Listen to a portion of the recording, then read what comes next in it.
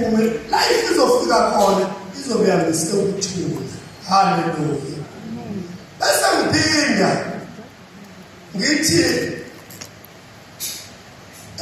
bantwana bakaShabalala sanibonani Sibongiseni nabo bonke bantwana bakaMsheni.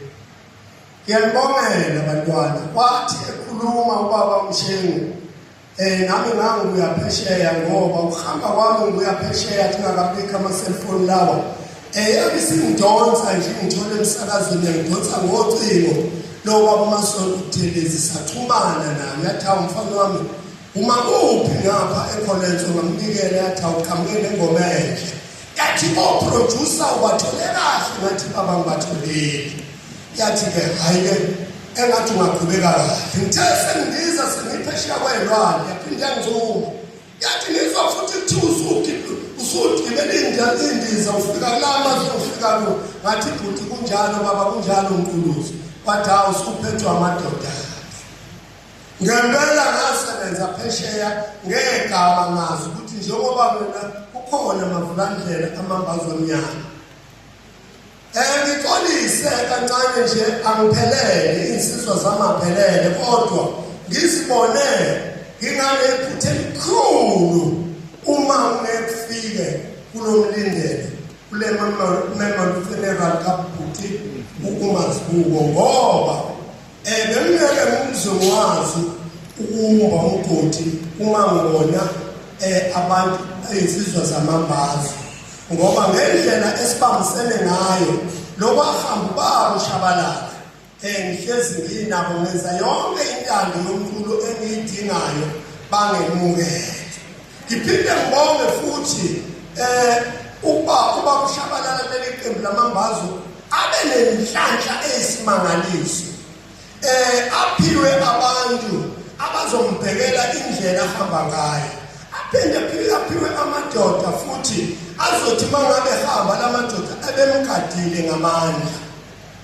uma ngikhuluma ngendlela ngikhuluma ngoMajozi uXolani umfuka Majozi siyabonga mthanami ngithi uqhubeke njalo uXolani ubabele njalo amambazo amnyama inhlanhla le amambazo ukuthola umuntu onolwazi kanje ohamba phambi kwayo phinde ngibuyele kubaba uNtombelo bela ngithi mahlobo mpangazitha siyabonga kakhulu ukubakhona kwakho emambazweni amnyama ngoba umculo wesintu wathi na ubona wenziwa wesicathamila wasubona ukuthi kufuna kusondela amadoda ngikhumbula ngoba nami ngiphesheya kwelwandle wayisuka engihlangabeze airport insizwa zami lezi zihamba ngimoto ngiyena ethi Mkhize ngithandele into oyenze njengoShabalala amambazo amnyama uthi uqokwe nawe uhambe phesheya kwelwandle ngifuna ukubuza ukuthi uhamba kanjani ngimxoxele okuze kube namanje sisabamisele hawo bakithi ngithi bantwana bakaShabalala insizwa zamambazo amnyama baba uMshengu wabeka igama ngilalele nami emsakazweni wathi hayi nginabanye abafana la exoxa ngodaba enilwenza phesheya wathi nginabanye abafana la lenkulumo yami yelamaka mfoka phungula oshilo ukuthi labantwana laba insizwa amadoda kodwa sibabelisa ngabantwana uma sikhuluma ngobaba wabo lezi insizwa zamambazo zibe inhlonipho esimangaliso bakithi zibe inhlonipho esimangaliso futhi ngiyazi manje